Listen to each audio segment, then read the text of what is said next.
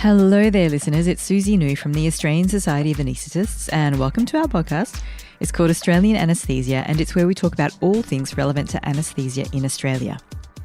In this episode, I'm chatting with ASA member Dr Jess Davies, an anaesthetist from Melbourne and co-founder of TRA2SH. TRA2SH is spelt TRA2SH, and it's a group of anaesthetists and trainees that are interested in reducing operating theatre waste and also tying this to research. In this chat, we find out more about TRA2SH and some of the projects that they've been doing, as well as a bit more about Jess's budding research career and thoughts on leadership. Did you know that the ASA has been supporting research in anaesthesia since we formed in the 1930s? One of our research priorities is the environment and anaesthesia. Others are innovation and safety. I'll share more details about how we support research at the end of the episode. So for now, let's get into it. Thanks for giving up some time chatting with me tonight. We are talking about TRA2SH. And so do you want to tell me a little bit about how TRA2SH came about? Maybe first we'll start with what is it? So TRA2SH stands for Trainee-Led Research and Audit in Anaesthesia for Sustainable Healthcare, which is a very catchy acronym that my friend and TRA2SH co-founder Sophia Grobler came up with. And it came about because Sophia and I were both in a Victorian trainee committee, and we talked a lot about environmental things, and certainly were doing lots of things in our personal life, and thought that there would be a great opportunity to take trainee scholar roles particularly and connect those to doing something environmental, like an environmentally based audit. And it started at the end of 2019 as just the two of us, and grew to encompass an idea that maybe we could engage people just in conversations and action in their workplace by either undertaking audit and also through what we originally called Clean Up Theatres Day, which was, in our imagination, a combination of Clean Up Australia Day, like engaged communities taking action for waste reduction and environmental improvement, and also a combination of National Anaesthesia Day. And we thought, what if we could create something that engages people, educates people, and makes people think about their workplace as a place where they could improve from an environmental sense. So it sounds like they're the two main bodies of work coming out of TRA2SH at the moment. Yeah. So going back to the audit, what sort of audits has TRA2SH been involved with? Well, we started out with a big vision. It was just to count the number of items that we use in everyday practice through a procurement audit, which was to look at the number of blueys, disposable absorbent pads that an operating theatre would use in a year, and look at the ways that we could reduce that just through reducing superfluous use, really, like using a bluey as a tablecloth instead of a more purposeful use that's related to patient care. And so what did you find in that first audit? We found that the number of blueys varied a lot, depending on how big the department was. But for some hospitals was close to 100,000 blueys a year. Wow. All of which would be going to landfill or being incinerated in clinical waste. We thought the bluey is such a generic piece of equipment that everyone in theatre interacts with. Maybe that's a good target to reduce plastic use. As part of that, did you suggest to people what to use as an alternate to blueys? We did sort of, but we also recognised that we are just a trainee group at that stage. And we recognised that we couldn't just go around telling people how to use blueys and how to do their job.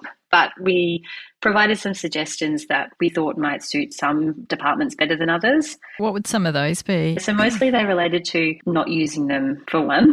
So as a tablecloth, as a mop on the floor, to collect a LMA that is not soiled or anything.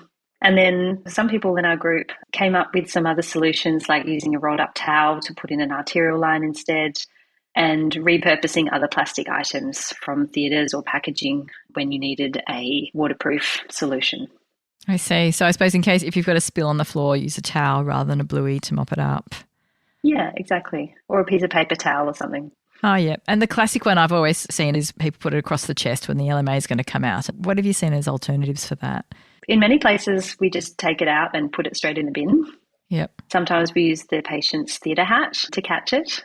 It's kind of like a nice little cocoon for it. Oh, yeah. Oh, that's a good idea. A bit of paper towel. There's lots of solutions. Even some places cut up KimGuard, the surgical wrap, and repurpose that because it's waterproof and it's just going to go into clinical waste anyway. Wow, lots of good ideas there if you just think about it a bit differently, isn't there? Yeah, I think what's really interesting is it can be really creative and people can get really excited about the solutions. Yeah, that's good. And then you mentioned that part of doing these audits is to help trainees get their scholar role. So what was involved in terms of collecting the data for this and then ticking off that scholar role activity? So I guess we were a little optimistic about whether people would be able to use the Bluey audit as a scholar role activity. And it probably doesn't meet the requirements for a scholar role because you need to have a gold standard and compare something. So our following audit after that was an audit of perioperative paracetamol use, looking at how commonly intravenous paracetamol is used compared to oral solutions. And we found that there was quite a big range of how many people got paracetamol perioperatively, but the majority of it was intravenous, and that obviously has a much larger amount of waste and carbon footprint. And much more expensive too. And much more expensive. And that audit was a bit easier for trainees to use as a scholar role because it involved more clinical audit and comparing it to a gold standard, which we said was an oral solution. So did you have a window of time that people could collect their audit data and submit it? How did that work? We have a website, which is trashwith2init.org, and we had a sign-up page where people could get a audit protocol and a set of resources to help them undertake the audit. And that's really been a key part of TRA2SH, is making things really easy for people to participate because we know that people are keen but short on time. So people signed up, got an audit, and then delivered that in their department through going through the necessary things that they needed to do to get approvals. And then they submitted their results to us into a database that we then collated and looked at. Great. Are you going to be publishing that at all? We hopefully will be, but it has taken a really long time to get the other side of that, which was a life cycle analysis of paracetamol formulations. The audit is interesting in itself, but it is made much more interesting by applying a carbon footprint to people's prescribing practices, extrapolating that to a year and saying, what if we replace the intravenous paracetamol with an oral perioperative dose? What sort of financial savings would a hospital see? And what sort of environmental savings would they see just from reducing waste and also from reducing their carbon footprint?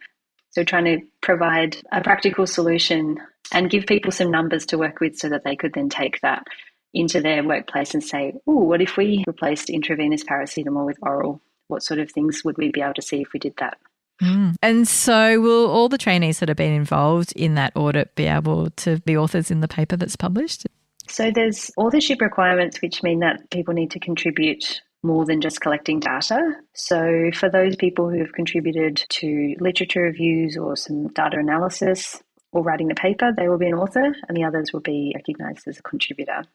Oh, good one. And then I suppose even if you haven't contributed to writing, you're still an audit collector and contributor, and then you present it back to your department, that's enough to get your scholar role marked off. Indeed, yeah. Oh, that's good. And say if people hear about this audit and I think this is fantastic, I want to do a similar one who won't necessarily need to do it as part of their scholar role, is that protocol going to be available? I don't think that is immediately available on our website, but they can certainly contact us and we can share it. We have had a number of people undertake the audit and then present it at meetings and conferences, which has been really nice. With those sorts of benchmarking things, it'd be interesting to see if people gamify that in the future. Hey, our department's doing this. How's your department doing? We would love to see that. Certainly there's lots of scope, particularly for blueies, lots of single-use plastic items, even as a per theatre number or per case number to be able to benchmark, but I think we're a long way off from that. Hopefully not too far. We've got a net zero carbon goal by 2050 being brought forward for healthcare. So you never know, we may see that. So there's been paracetamol, there's blueies. What other big projects have you been looking at? We recently finished another one, which was taking bird's eye photographs of sharps bins and just looking at how much non-sharp waste is in a sharps bin or a pharmaceutical waste bin. And that's been really successful, actually, I think, because we had a bigger network to call upon and a bit more knowledge about who we were and what we were trying to do. And actually that audit has been led by a provisional fellow called Daniel Brooks-Reed. That whole project really has been a great example of TRA2SH, where we've had an idea, we've created a protocol, we've shared it widely, we've got great recruitment, and then we have a trainee leading that project and someone who's going to deliver that as well and be able to share it in a timely fashion. So I think that's a really great example of how trainees can come together, collaborate, and do a project that's meaningful for them in their own workplace, but then also get something professionally out of it as well. Fantastic. So it's also about helping trainees foster research and definitely, and get them going in their research careers if that's where they're heading. Yeah, there's a lot of passion for environmental sustainability in the community in general, and the same goes for the medical community. But finding ways that people can get something professional out of it is really important, because it means people become more active and engaged, and also see a way into research that they might not have been able to see before. I wasn't especially interested in research at any point in my career, but now I'm doing a PhD. That's not what people who aren't interested in research do. No, I mean, if you asked me like at the start of training, are you going to do a PhD and be a researcher? I would have said absolutely not. I don't see that there's any space for me. But I think in environmental sustainability, there's a huge range of things that we can do. We can do life cycle analysis and look at carbon footprint, but we can also look at behaviour change and how we connect to people and create lasting change in a community. That's really exciting. I would love to segue for a moment if we can and just ask you about your PhD. What are you doing it in? So I'm doing a PhD in implementing environmental sustainability into hospitals. Oh, wow. Great topic. Yeah, I'm excited about it just at the start, and being supervised by the very great Forbes McGain, rock star of environmental sustainability in anaesthesia, and an implementation researcher called Jill Francis, who has been really great in showing the ways that we can demonstrate that something's actually feasible and is likely to be implemented into practice. And by that I mean become so second nature that it stops being interesting. That's what I want environmental sustainability to be. I want my topic of interest to be uninteresting in the future. Yeah, that's great. It's like the goal of public healthcare is eventually you want to have the need for doctors to not exist anymore. Exactly. Implementation research, I love it. And hopefully the implementation slide particularly will help with your running of TRA2SH as well. Exactly. It already sounds like there's been a bit of growth in what you've learnt about what TRA2SH first took on and now how it's rolling out projects. For sure. Sophia and I, we look back and we look at this first Cleanup Theatres Day that we hosted in 2020, and the change that we have in running Operation Cleanup, as it's now called, in 2022 is massive. And, we kind of expect ourselves to know what we were doing back then. But what is important, and definitely a message that I would promote really strongly, is that you just have to start somewhere, and that you don't have to be like an expert in anything to be effective. But if you're passionate and you take on some knowledge somewhere, then you can definitely have an impact in whatever you're interested in. This is for the budding leaders out there, the not-for-profit starters, the change makers. What's been, do you think, the biggest thing that you've learnt in this whole process of getting TRA2SH up and going? Yeah, great question.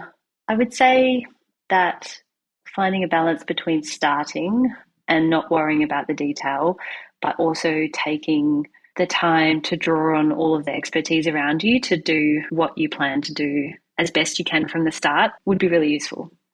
Because I can see that the way that we created our first paracetamol audit and the first Operation Cleanup with a little bit of advice, I think it could have been really good at that point. And, I'm really grateful for all the mentors that have helped me and Sophia to create our ideas. But I think taking a little bit of time to plan, and that's something that I've learned from PhD life, is that planning is life. That's true. That to do a good study, it's actually in the planning and not necessarily the execution.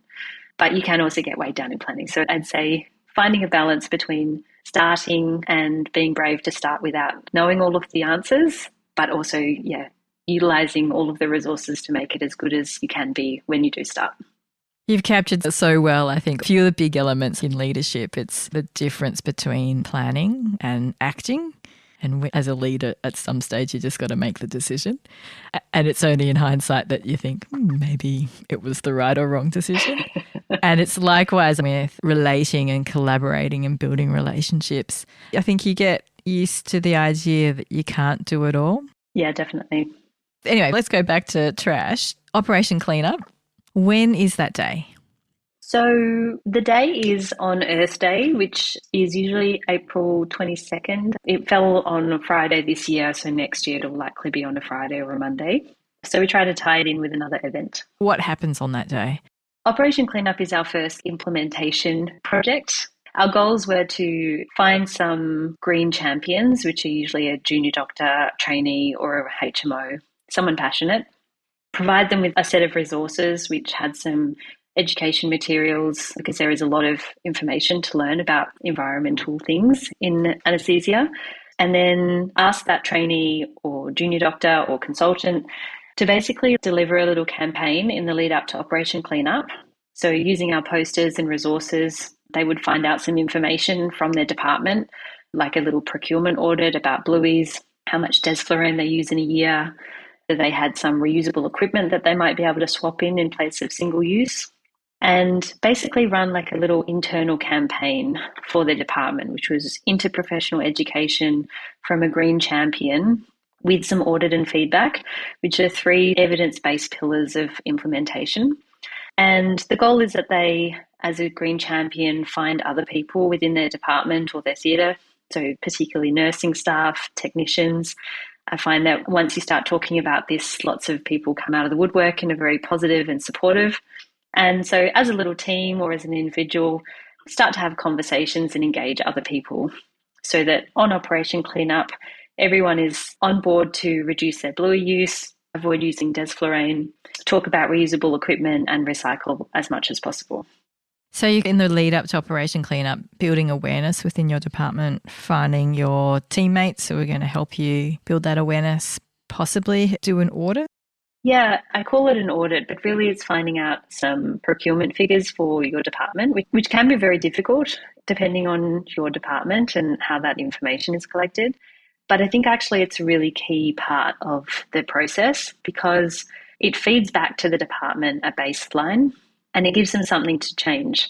Taking the amount of desflurane bottles that a hospital uses in a year and seeing that reduce over time is a really powerful message. And likewise with the number of blueies that people use, if you ask people to guess, they often say 10,000, 20,000 a year. But for a major hospital in a metropolitan area, you might be using between 80 and 100,000 a year. And so to have a number to work with, I think is actually very powerful. And it is really key to the whole process. So you might then, for the subsequent Operation Cleanup days, pick the same thing to count. So you might do subsequent blueies or desflurane use over time and track your progress. Exactly. Who, in your experience, are some of the people that you can ask in hospitals for that information? So in some hospitals, it's really easy. You can just go and find your procurement person in your theatres and they will pop out a number. In other hospitals, there will definitely be a purchasing person for theatres, and that is usually your best port of call, and the nurses will definitely know who that is. And then it's a matter of finding the right person within that group. The reason why it's tricky is that sometimes things are reported in different ways. So bluey might change brand. And so if you only capture one brand of them, you might not capture the whole number. We might not be able to separate it for operating theatres. So good little tips there. Maybe try and pick an item that is exclusive for operating theatres. And I didn't realise there were different brands of blueies. So there you go. So try and keep abreast of brand changes, which is hard at the moment because there are a lot of brand changes all the time because of the pandemic and supply issues. I think, though, that if you explain your purpose and get procurement people on side, then they can be very helpful because they know all of that stuff. But if you just go and ask them directly, how many blueies have we used, then, yeah, you may not get the right answer. You mentioned that Operation Cleanup, it's often tied to something like Earth Day, so earlier in the year. How long would you anticipate would be a lead time if you wanted to get some awareness raising going, get in contact with people at procurement so that you could have a presentation? Yeah, I think thinking about it at the start of a rotation is a good plan. Finding a mentor to start with who can help guide you through a department, particularly if you're a new member of the department, is really important and gives you a bit of support in what can sometimes feel intimidating if you're new. Finding out your procurement numbers early is really important because that's what you're going to use to educate people. And then finding an opportunity, if you've got a department education session, to educate your anaesthetist colleagues, as well as, if you can, nursing staff, whoever else will listen in theatres, then that sort of sets the ball rolling. I'm sure the time varies depending on department accessibility and things, but I would say that takes somewhere between 4 to 8 weeks. So give yourself enough time. And that sounds like it should hopefully be doable within that one rotation. Yeah, definitely. We've mentioned desflurane. And I'm going to ask, as part of a broader question, which is there are some people who still don't think that there's an issue with sustainability, with climate change, with the impact of health. What do you say to them? And then part of that is also there's some people who love their desflurane. So what do you say to them as well? So let's take the first question. Do you come across people saying to you, we don't see what the issue is with the environment and the impact of healthcare on the environment? Not to me personally. I think most people are scared to bring that up with me, to be honest, which is great. I'm very happy for it to stay like that. But I do know that when we interviewed Operation Cleanup participants, myself and a excellent registrar called Noni Harold did that last year. When we interviewed the trainees, many said that they came across someone who really challenged them on climate change or desflurane, or both. But I would say that those people are a real minority, and an increasingly small minority, and that they take up a lot of time and energy and emotion. And I'm not sure that it's worth it, because you're very unlikely to change that person's opinion. If they fundamentally don't believe in science and facts, then they're very unlikely to be swayed by your compelling arguments. And I would draw on a great book by Rebecca Huntley called How to Talk About Climate Change in a Way That Makes a Difference. And she says the best way to connect with people is actually with personal stories. Rather than pummeling people with facts about desflurane, how it has a very high global warming potential, how you definitely shouldn't use it with nitrous oxide because then it's even worse, that actually connecting to people about personal things, about how their favourite holiday destinations will be underwater, how their children's health will be affected by pollution and bushfire smoke, those things are much more emotive and powerful than the bare facts of desflurane. Good way to handle it. In regards to desflurane, it's obviously a very emotive topic for many people, but there have been some studies showing that people's knowledge about desflurane is actually very poor. And so fundamentally, education, I think, can result in improvements. People don't often understand why desflurane has a very high environmental impact, and it is because of the chemical structure of desflurane. And so even using it at very low flows, it still has a very high environmental impact. And then I know that lots of people feel very strongly about using desflurane for morbid obesity, but I think that there are some really great leaders from Anaesthesia who have demonstrated that they use so little desflurane that they no longer see it necessary to be on their formulary. And actually on our website, we keep a record of those hospitals. So if your hospital has removed desflurane or is planning to, we would love to know. There's just a little form on our website. And some of those examples are Alfred in Melbourne, Western Health, Monash Health, St Vincent's in Sydney. So there are a lot of hospitals that are safely delivering anaesthesia to morbidly obese patients without desflurane. Are there many private hospitals? I don't know of any private hospitals that have removed it from formulary, but I do know that the desflurane march in Western Australia has been phenomenal, thanks to Chris Mitchell and many of his colleagues there, and that some of the private hospitals in WA have removed desflurane just from storage on their machines, because that creates a very small barrier to someone using it in the first place. It also prevents the desflurane being wasted in daily machine checks, saves a bit of money as well. And so I know that some private hospitals have taken that step, and that I think is a really fantastic step in that direction. Can they put their details on the website as well, or it's only if you've completely removed it from your formulary you get included? No, we've got two stages. So one is to commit to reducing it with the ambition of removing it. And then those that have removed it can also go on our website and be applauded by us. Lovely. So for people who want to get involved in TRA2SH, is it only open for trainees? No, we are very inclusive. If anyone from any walk of life wishes to learn more about environmental sustainability in healthcare, then they can sign up on our website. It just joins them to our mailing list, and you get very infrequent but hopefully valuable emails from us and invitations to join any projects that we have running. Have you got any projects running at the moment? We don't, because we've just finished the sharp spin audit, And as a busy group of volunteers, that's about as much as we can handle.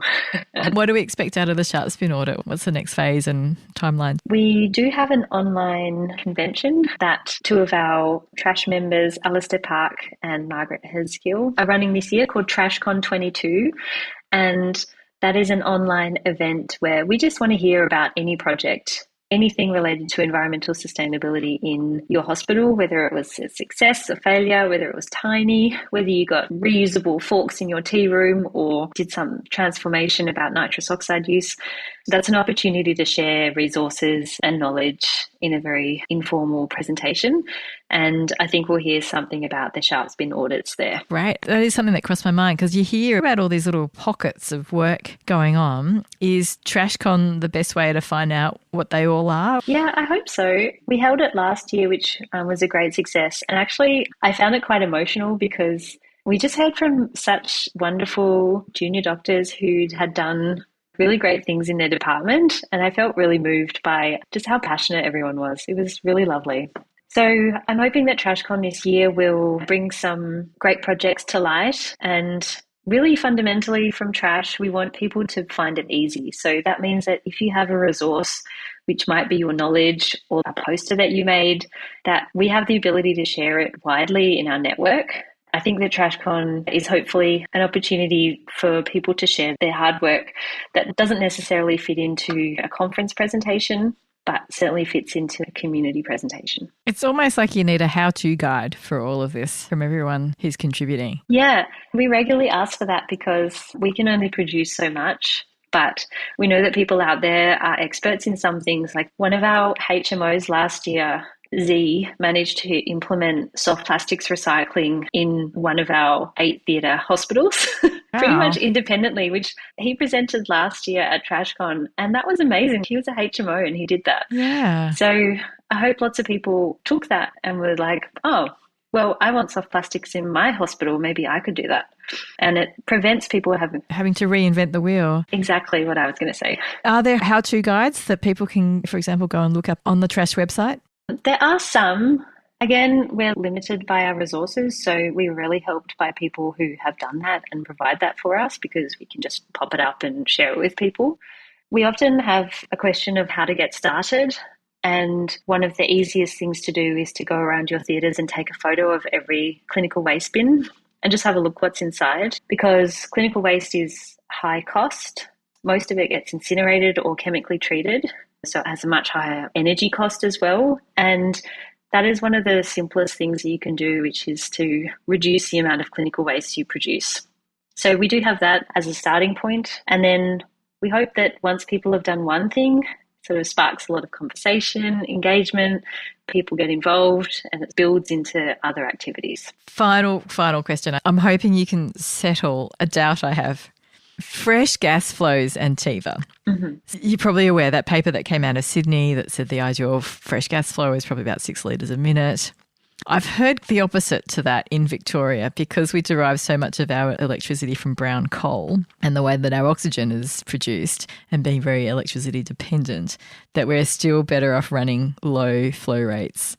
Have you got a thought either way when you're running TIVA? What are your flow rates that you use? So first off, I run lots of TIVA and my flow rate is somewhere around 2 to 4 litres. And I try to run a lowish FiO2 because you're right that the carbon footprint of things is often hidden within the energy that is required to make the product or service that we're using, which is quite a challenging way to think about things. So we have to be continually critical about where our carbon lies.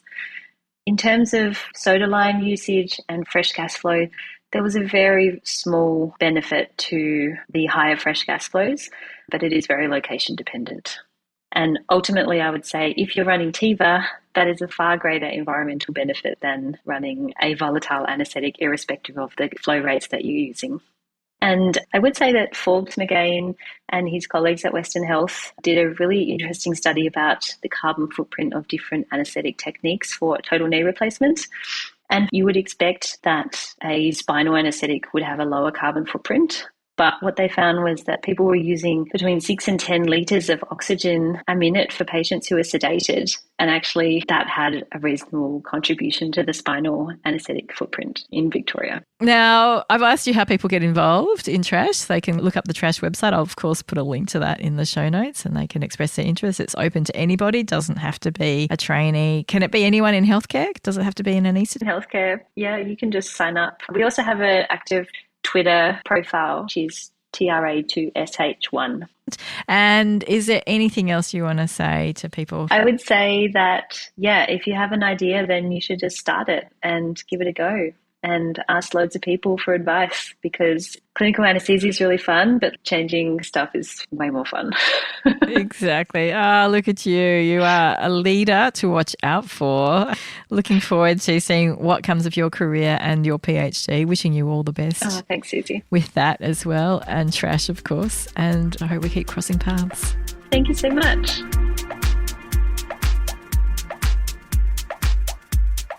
How impressive is Jess? I really enjoyed our chat, and as I said, I'm really looking forward to seeing how her career unfolds in the future. After our chat, I hope you might be inspired to undertake some research in this area, and I want to let you know that the ASA is here to support you in doing that. We have a number of research grants, prizes and awards that we offer, ranging in value from $3,000 to $75,000.